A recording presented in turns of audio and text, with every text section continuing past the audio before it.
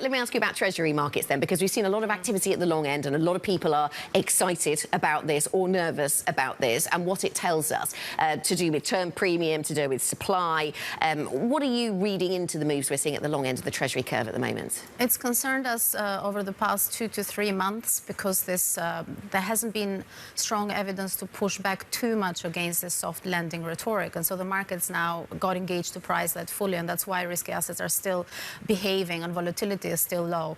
But it's quite disconcerting to have the curve steepen in this type of environment, right? When we are late in the cycle, the Fed might be close to sort of being down, but perhaps, as you say, maybe one more hike, who knows, right?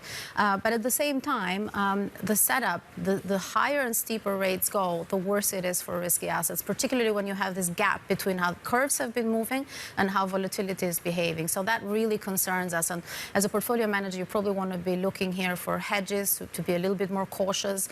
And I would dare say even a little bit more risk averse if you can afford it in terms of your positioning. Is this all about supply? Is that what is being expressed here, nervousness around the amount of debt that's going to be issued, or is it something else?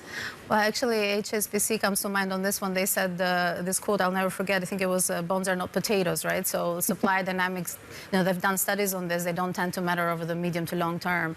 I'd agree with that to some extent. Over the short term, they do matter. I think we are seeing a little bit of this supply indigestion because the typical agents that would buy the bonds are not present, right? Everybody's a bit unclear as to what's going to happen with the economy, with inflation, and so that's causing uncertainty. We would actually take the other side of that and say there is real value now being represented in certain jurisdictions, including treasuries, right? Real rates are positive, so once we get through this bumpy positioning clear out, CTAs kind of chasing this move, and also markets that were caught very big positions in flatteners, right, at the long end of the US. So once you clear a lot of that dynamic over the next 3 months, there's quite a bit of value represented in fixed income in the sovereign side.